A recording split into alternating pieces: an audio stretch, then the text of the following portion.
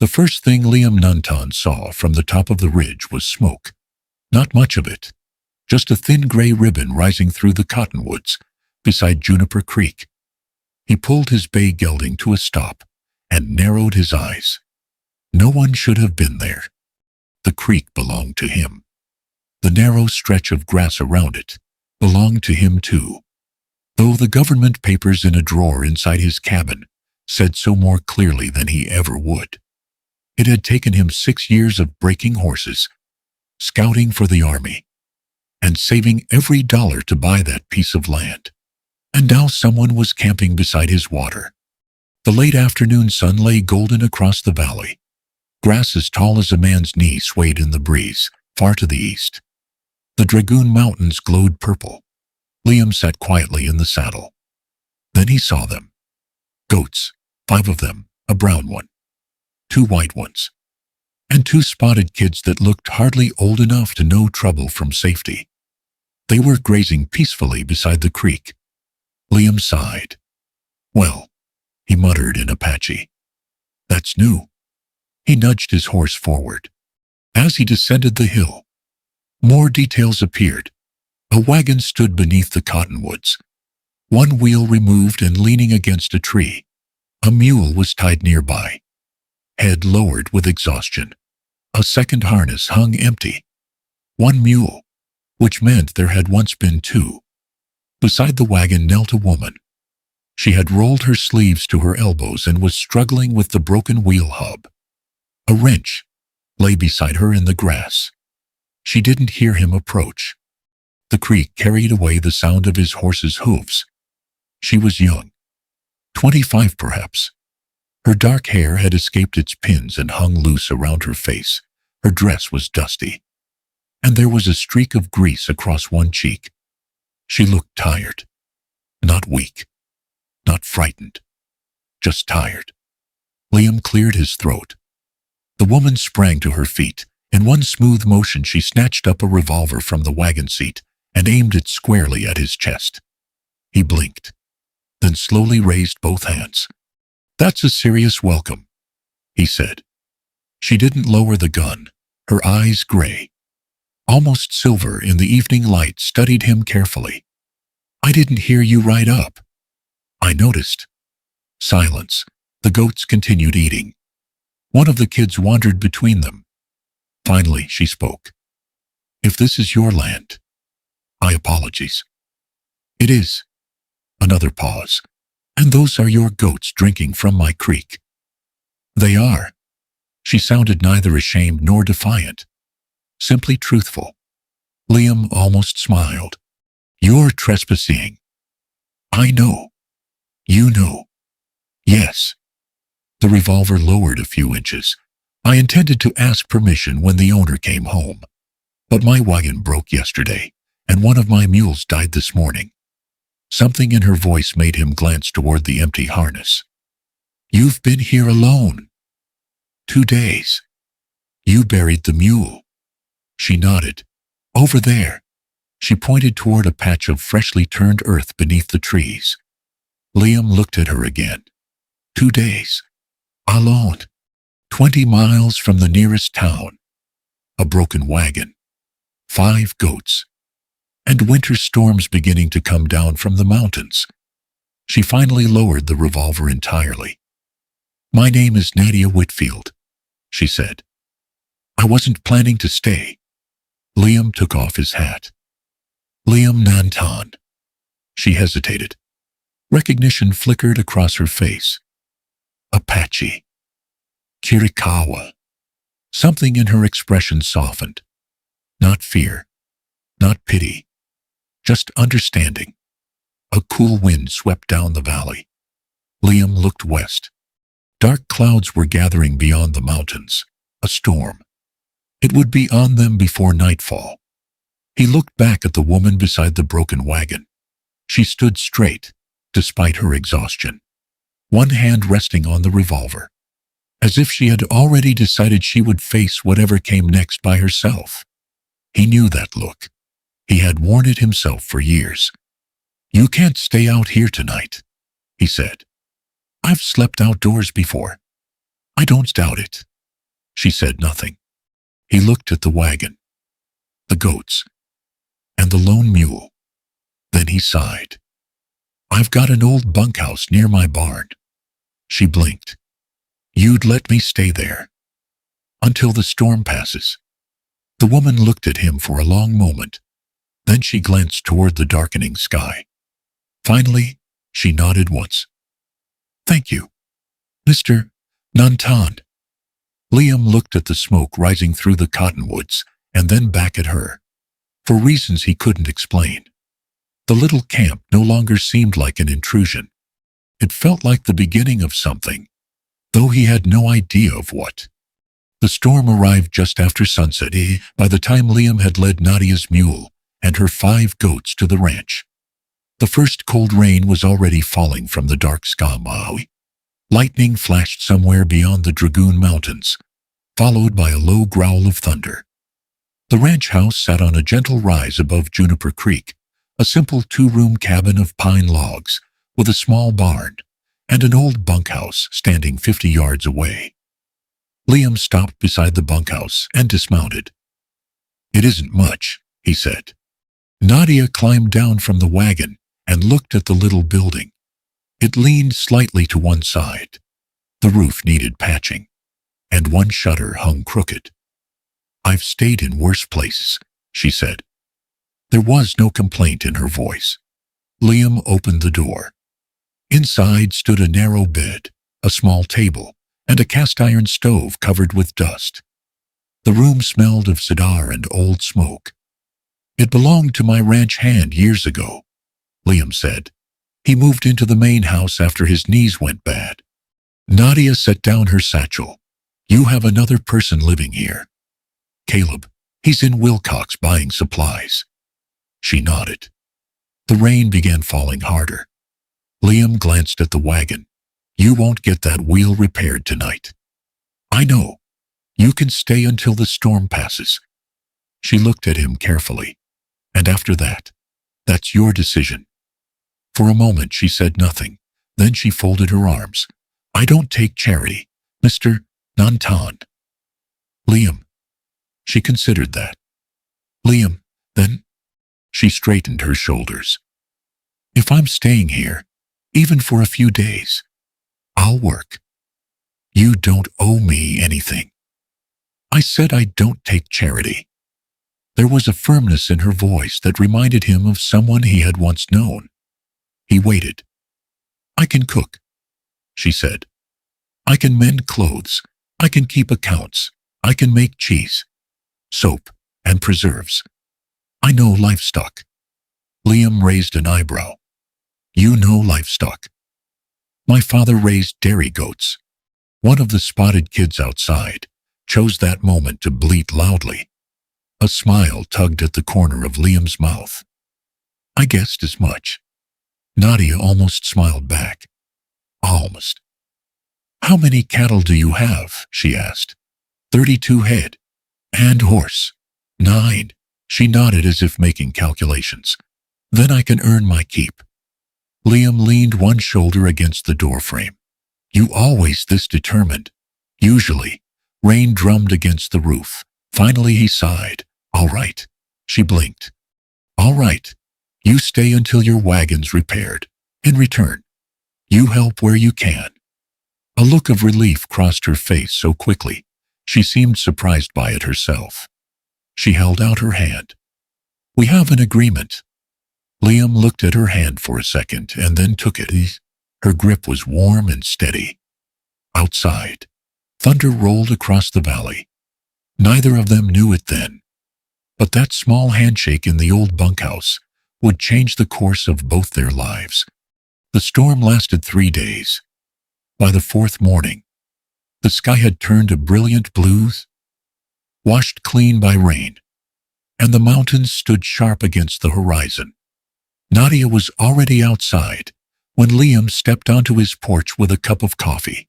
She had rolled up her sleeves and was standing beside the goat pen, milking one of the white does into a tin pail. The goats seemed to know her voice. They followed her like children. Liam leaned against the porch post and watched. "You've been awake long?" he asked. She looked up and smiled faintly. "An hour. That's before sunrise. The goats don't care what time it is." He almost laughed. Almost. That became the pattern of their days. The wagon wheel could not be repaired quickly. The axle needed a new iron band. And that meant a trip to Wilcox. Until then, Nadia stayed. At first, she kept mostly to herself. She swept the bunkhouse, cooked her own meals, tended her goats. But little by little, she began helping around the ranch. She mended 3 of Liam's shirts without being asked. She organized the supplies in the barn. Then she discovered his account book. One evening, she sat at the kitchen table, flipping through the pages while Liam ate supper. "You have no idea how much money you've made this year." He looked up from his beans. "I know enough." "No, you don't." She turned the book around. "You've sold horses, cattle, and hay, and you haven't written half of it down." "I remember it." "No one remembers numbers forever." He frowned. She pointed at the pages. "This isn't bookkeeping, it's guessing." Liam looked offended. She noticed and softened. "I can help, if you'd like." He hesitated, then nodded once. That evening they sat at the table together. She showed him how to organize the accounts properly, how to total expenses, how to keep receipts. Her handwriting was neat and careful. His was rough, but surprisingly steady. "You write better than most men I know," she said. "I learned from an army lieutenant. You were a scout. Years ago." She glanced at him. "You've lived many lives." He considered that. Maybe. The days shortened. Cottonwoods along the creek turned bright gold. A coolness settled into the mornings. One Saturday, Liam found Nadia trying to repair a broken section of fence. She was holding the hammer backward. "You'll hurt yourself like that." She looked up. "I had a feeling I was doing something wrong." He took the hammer from her and showed her how to hold it. She watched carefully, then tried again. This time the nail went straight into the post. She grinned. There it was again, that smile that arrived suddenly and transformed her interface. "You learn quickly," he said. "My father used to say that if you can learn to milk a stubborn goat, you can learn anything." Liam laughed, a real laugh this time. Nadia looked surprised. "You do know how what?" "Smile." He shook his head. "I'm out of practice." For a moment, they simply stood there in the afternoon sunlight. A breeze stirred the grass. The mountains lay caught around them. Then a horse approached from the north pasture. An older man with a white beard rode through the gate. Caleb Reed. He looked from Liam to Nadia, and then to the freshly repaired fence. A slow smile spread across his weathered face. "Well now," he said, "looks like this place finally has some life in it." Neither Liam nor Nadia knew quite what to say to that. But later that evening, as the sun sank behind the mountains and smoke curled from the chimney of the ranch house, Liam realized something that surprised him. For the first time in many years, he wasn't looking forward to being alone. October slipped quietly into November. Then winter arrived all at once. The first snow came during the night. Liam woke before dawn, as he always did, and stepped onto the porch with his coffee. The valley had turned white, not deep, only an inch or two, but enough to frost the grass and cover the roofs of the barn and bunkhouse. The mountains beyond the creek looked ancient and solemn beneath their caps of snow. He heard a voice from the goat pen. Nadia. She was already outside, wrapped in a wool coat far too thin for an Arizona winter morning. The goats had gathered around her, stamping their feet and bleating unhappily. Liam walked toward her. "They don't like snow," she said. "Neither do most sensible creatures." She smiled. One of the spotted kids shivered. Liam looked at the small pen. It had been enough for autumn. It wouldn't be enough for winter. You can move them into the barn. Nadia looked up. All of them. I've got room. I couldn't ask that. You didn't. She brushed a strand of hair from her face. You've already done enough. Liam looked at the goats again. Winter doesn't care about pride. She was quiet for a moment. Then she nodded. Together they moved the animals into the barn. The goats settled quickly into the fresh hay. The little spotted kid immediately climbed onto a bale and looked pleased with itself. Nadia laughed. The sound filled the barn. Liam found himself smiling again. That happened more often lately. By December, the nights had grown bitterly cold. The wind came down from the mountains with sharp teeth, rattling the shutters and making the cottonwoods groan. One evening, Liam stepped outside and looked toward the bunkhouse. A thin line of smoke rose from the chimney. He stood there a long time. The old building was drafty, too drafty. Finally, he walked across the yard and knocked. "Come in," Nadia called. The room was warm enough, but only barely. She sat at the little table mending one of his shirts. "You need something." He looked around. "No." She waited. "You came here for no reason at all." "Not exactly." She put down the needle. Liam cleared his throat. "The spare room in the house is empty." She blinked. "My sister used it years ago when she visited." "You have a sister. Married in New Mexico." Silence. Then he said, "The room's warmer than this place." Nadia understood immediately. "No. No. You've already given me a roof. And I can give you another one." She smiled softly. "You're kind, Liam." He looked uncomfortable. "I just don't like the idea of anyone freezing." She folded the shirt in her lap. "And what would people say if I moved into your house?" "There aren't many people around here." She laughed quietly. "That isn't an answer." He looked at her for a long moment. Then he said, "I don't much care what people say." The words hung between them. Outside, the wind howled. At last she looked toward the small frosted window, then back at him. "Only until this cold spell passes." He nodded once. "Only until then." They carried her things to the house that very evening. She took the spare room at the end of the hall. A lamp burned in its window. Later, after supper, Liam sat alone by the stove. The house sounded different. A floorboard creaked down the hallway. A door closed softly. Someone moved about in the kitchen. The cabin, which had felt far too large for one man during the past 5 years, suddenly seemed exactly the right size. He stared into the fire. Then he realized something that unwallowed him. For the first time in a very long while, he was glad winter had come. The cold finally broke in late February. One morning, Liam stepped outside and found the creek running fast and clear with melted snow. The cottonwoods still stood bare, but the grass had begun showing faint traces of green. Spring was coming. Nadia noticed it before anyone else. Within a week, she had claimed a sunny patch of ground behind the house and turned it into a small garden. She planted mint, lavender, sage, and chamomile from seeds she had carried all the way from Texas in little paper packets. "You've been carrying those this whole time?" Liam asked. She knelt in the dirt and looked up. "Some things are worth carrying." He wasn't entirely sure she meant the seeds. By March, the goats were producing more milk than before.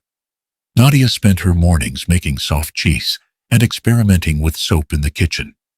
The house often smelled of herbs and beeswax. One Saturday, she returned from Wilcox with a smile that seemed too large for her face. Liam looked up from repairing a saddle. "What happened?" She held up a small cloth purse. "I sold everything. Everything. Every bar of soap. and every wheel of cheese.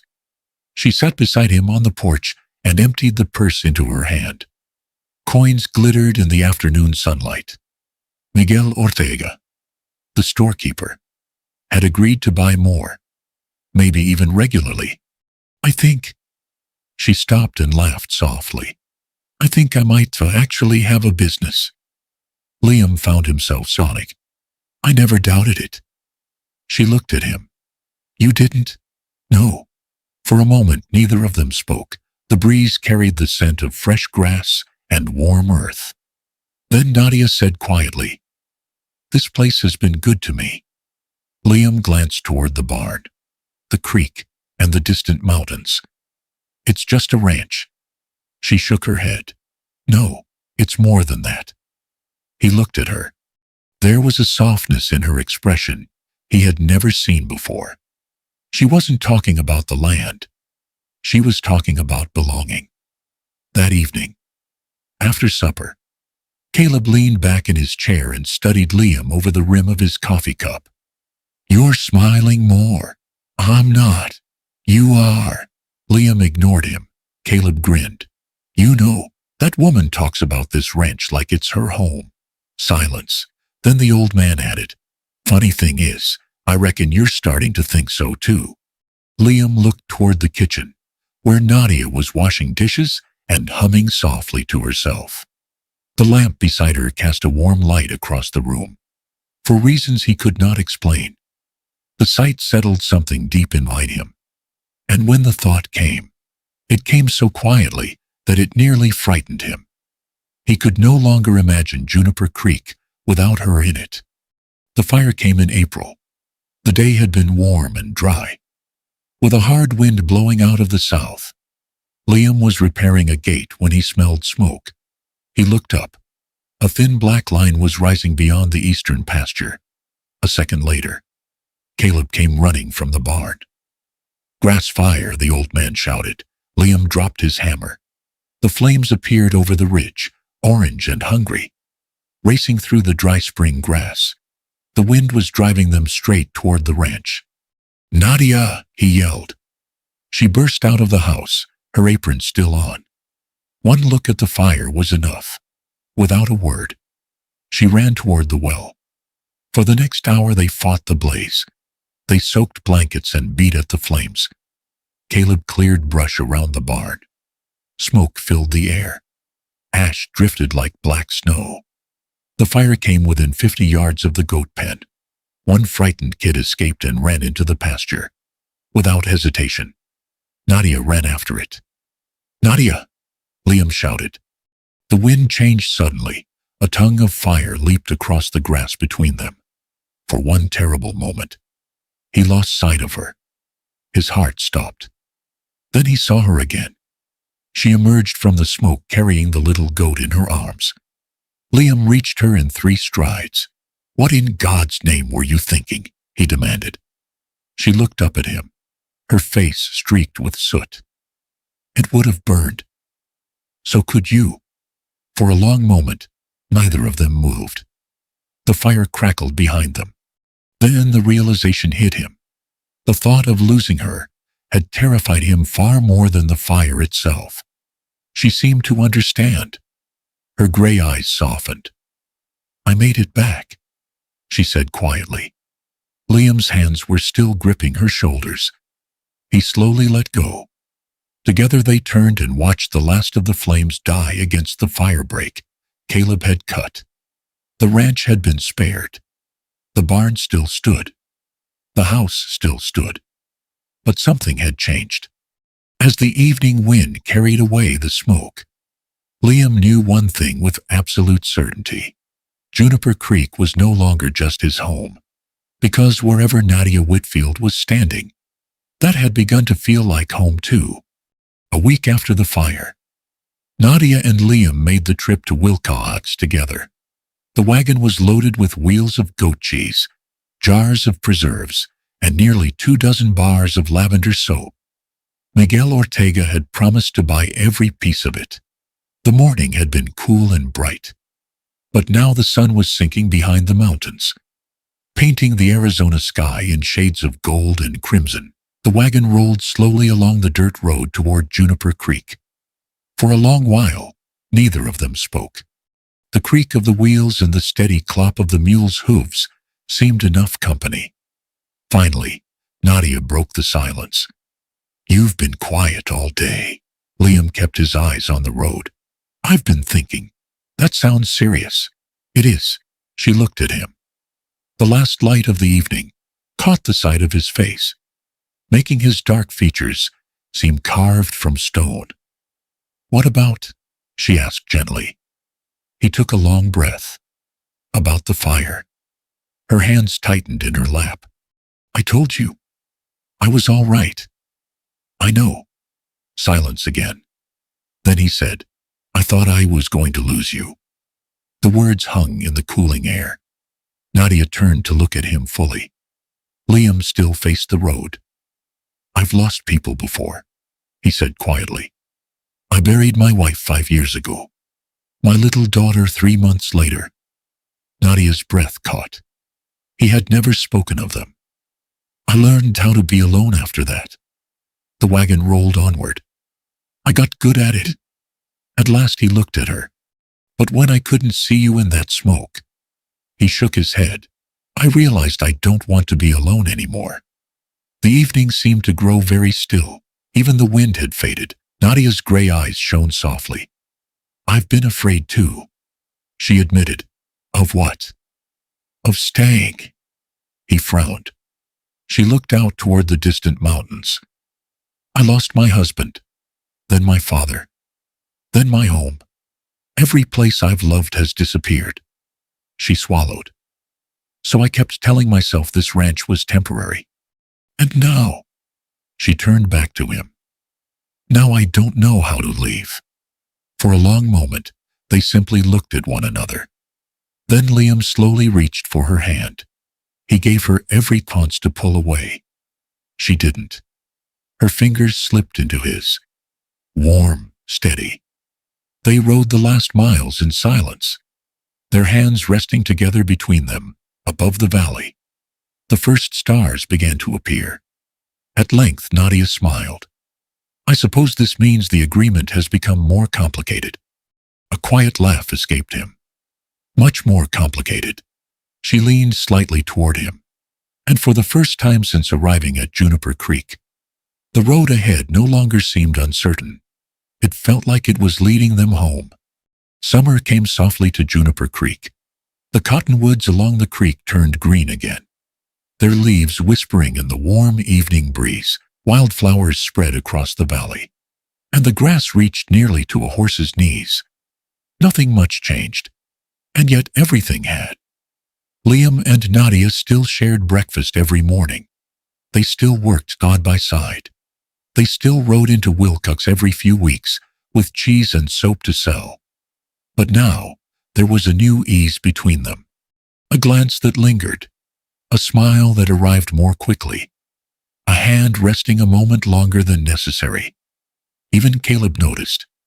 One evening, he sat on the porch, smoking his pipe, while Liam repaired a bridle. "You know," the old man said, "I've been thinking." "That's dangerous," Caleb chuckled. "You ought to marry that woman." Liam nearly dropped the leather strap. "Mind your own business." "It is my business. I live here." Liam shook his head. But he thought about those words all night, and the next morning, and the morning after that. By the end of the day, he had made up his mind. It happened on a Sunday. The work was done. The goats were grazing beside the creek, and Nadia sat on the porch shelling peas into a bowl. Liam came up the steps and stopped. She looked up. "What is it?" He didn't answer immediately. That made her set the bowl aside. "You look serious." "I am." She waited. He sat down beside her. For a long moment, he simply looked out across the valley. Then he said, "I've spent most of my life thinking a man could live alone." The breeze stirred the cottonwoods. "I was wrong." Nadia said nothing. "I thought when you fixed your wagon, You'd leave. So did I. I'm glad you didn't. She looked at him then. The afternoon sun caught the silver in her eyes. Liam swallowed. Nadia. She waited. I don't have much to offer. She almost smiled. You have a ranch. A small one. You have horses, a few, and goats, apparently. He laughed softly. Those are yours. Not anymore, she said quietly. He looked at her. There was something warm in her expression, something steady. He drew a breath. I don't know many fine words. Never have. You don't need them. He nodded. Then he turned toward her completely. I love you. Her breath caught. I love this place because you're here. I look for you every morning. I miss you when you're in town. And I don't want another winter or another spring unless you're beside me. Silence. The entire valley seemed to hold its breath. Then he said the thing he had been carrying in his heart for weeks. Will you marry me? For a moment, she simply stared at him. Then her eyes filled with tears. The good kind. The kind that come when happiness arrives unexpectedly. You took an awfully long time to ask, she said softly. Liam blinked. Is that a yes? She laughed through her tears. Yes. The word was barely spoken before he smiled. A real smile. The kind that changed his whole face. She reached for his hand. He took hers. And for a long while they simply sat together on the porch, listening to the creek and the wind in the cottonwoods. They were married in Wilcahuas 3 weeks later. Miguel stood with Liam. Sarah Bennett helped Nadia with her dress. Caleb cried during the ceremony and denied it afterward. The wedding supper was held at the ranch. There was roasted beef, fresh bread, and enough goat cheese to feed half the Arizona territory. That evening, after everyone had gone home, Liam and Nadia sat on the porch once more. The windows of the house glowed behind them. 2 lamps burned inside now. 2 people lived there, and for the first time in many years, the ranch no longer felt like a lonely place at the edge of the frontier. It felt like the beginning of a family. Liam looked toward the cottonwoods by the creek, where he had first found a broken wagon and 5 wandering goats. Then he looked at the woman beside him. Sometimes, he thought, a man rides home expecting nothing more than another quiet evening. And sometimes, if he's fortunate, he finds the rest of his life waiting beneath the trees,